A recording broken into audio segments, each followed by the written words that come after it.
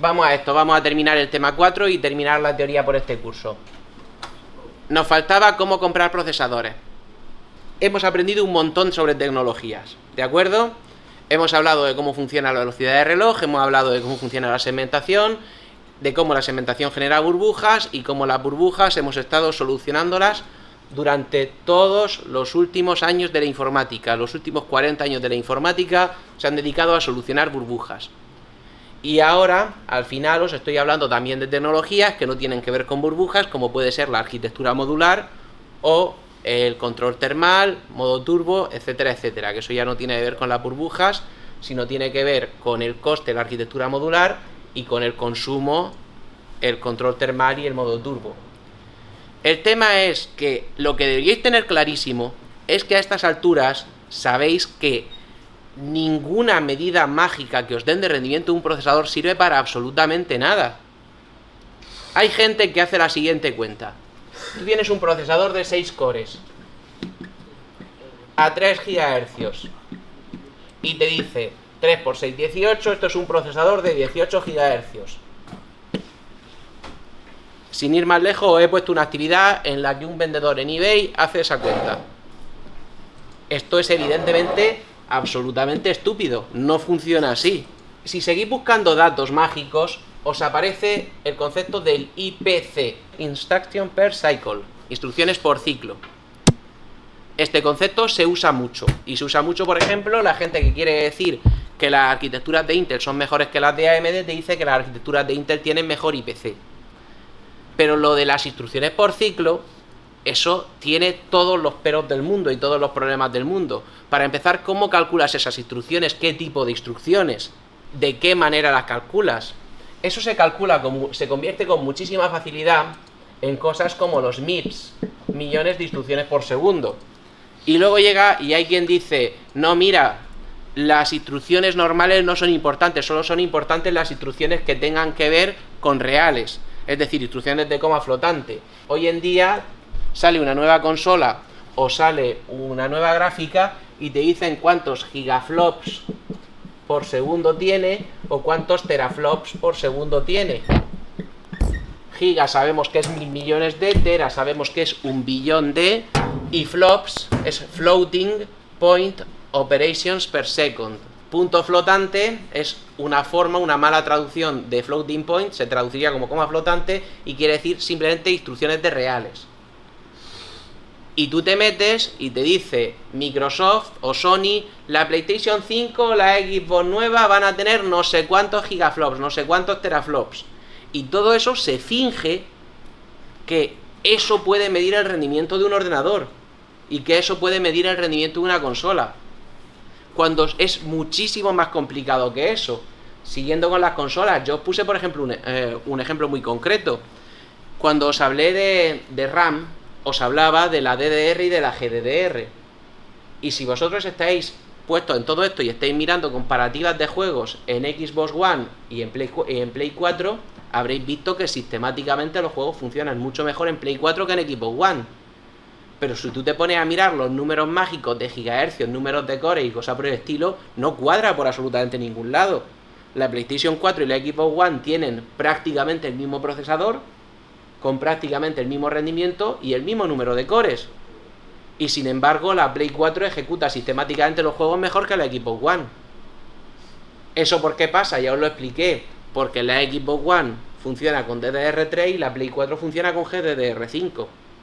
Entonces los videojuegos, que básicamente lo que los limita es la gráfica, y a la gráfica la que lo limita a la hora de leer o escribir texturas es el ancho de banda de la memoria y no le importa especialmente la latencia, la gráfica funciona súper bien con la RAM de la gráfica, y por eso la Play 4 es más rápida que la Xbox One, y mucho más rápida, aun a pesar de que tú ves las especificaciones y se parecen muchísimo.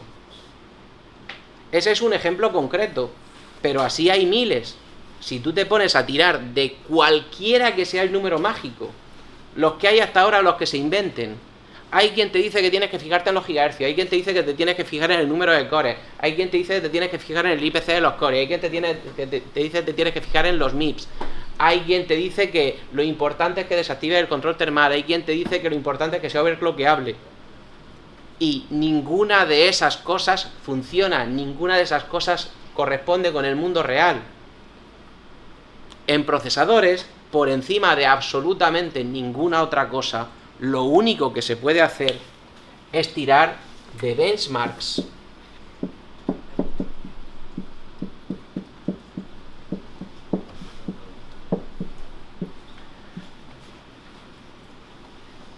Puro método científico. Si queremos saber cómo funciona algo, simplemente lo probamos y cogemos a mucha gente probándolo, que tenga verificaciones por parte de gente que esté fuera, que se publiquen y se comprueben.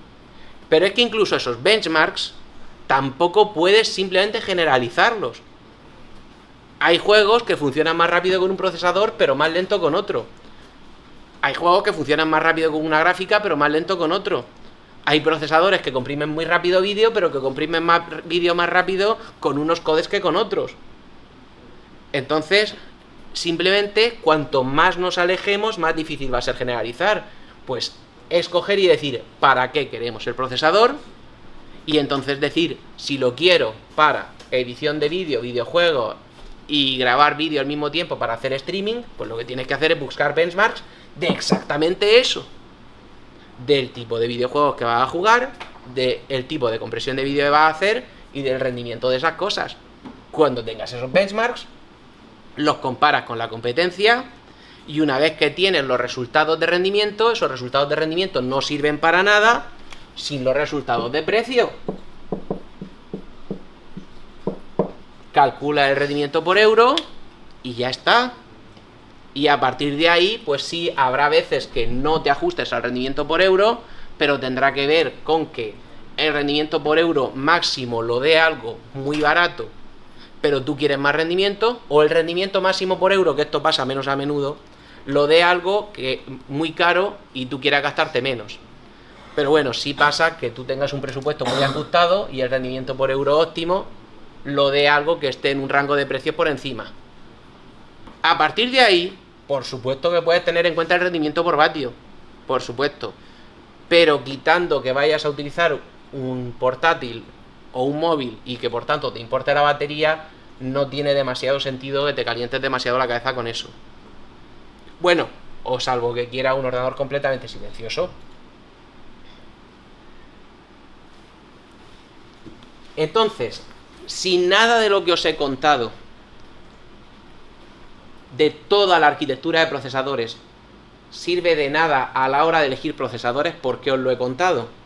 Porque, quién sabe, podría haber surgido de los procesadores superescalares de 8 vías son los mejores y cualquiera no sé superescalar de 8 vías tirarlo a la basura. Pero es que aquí, siguiendo con lo que os estaba explicando antes del overclocking, nos falta el tema de que todo esto se ejecuta, se mide y se comprueba.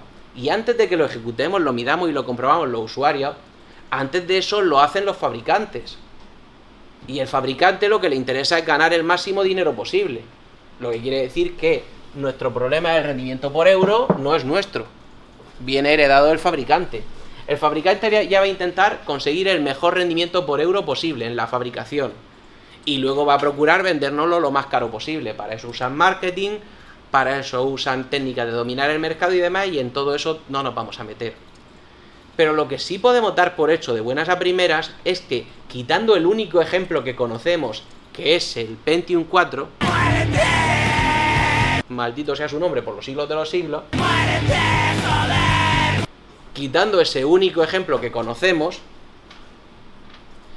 todos los demás procesadores que salen al mercado salen porque el fabricante considera que tienen el mejor rendimiento por euro que ellos se pueden permitir fabricar. Con eso, os quitáis de en medio para empezar el concepto de que haya una cosa mágica que los fabricantes puedan usar y decidan usar o no usar. Hay tecnologías que a veces se tardan más o menos en adaptar. Eso tiene que ver con la forma en la que venden sus procesadores, con la forma en que los fabrican y demás. Intel ahora mismo, por ejemplo, se está poniendo, en mi opinión, demasiadas medallas de lo bien que se comunican sus cores, para luego, cuando tendrá que adaptarse a la arquitectura modular, ser capaz de vender eso de forma adecuada.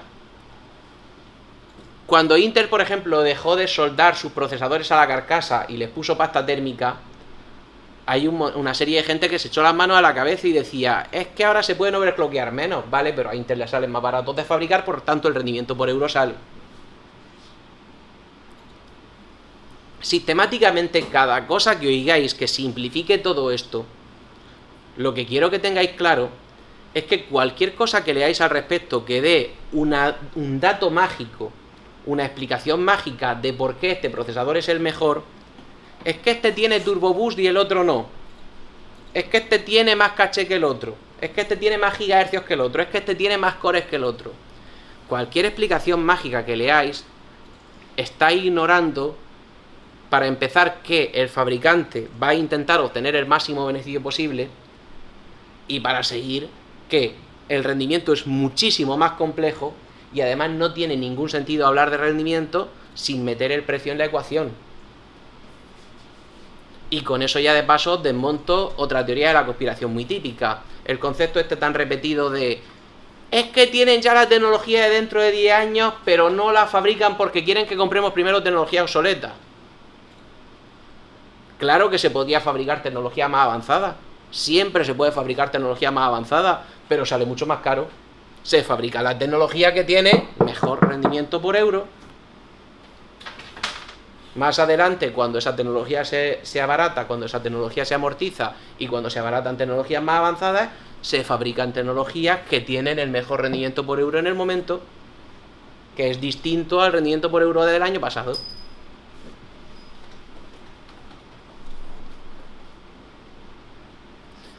Y es que lo que os decía antes de ciencia, navaja de Ockham, la explicación más sencilla es probablemente la correcta.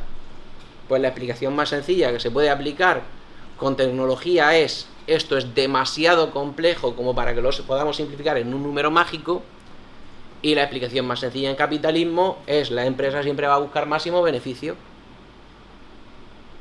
Y con esas dos cosas se puede llegar muy lejos.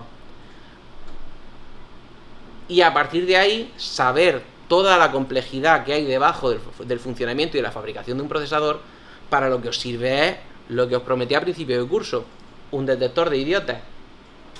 Cuando tengáis delante a alguien que os diga, pues los Pentium 4 eran los mejores procesadores que hubo, porque cuando los demás procesadores iban a 2 GHz, los Pentium 4 iban a 3. ¿De acuerdo?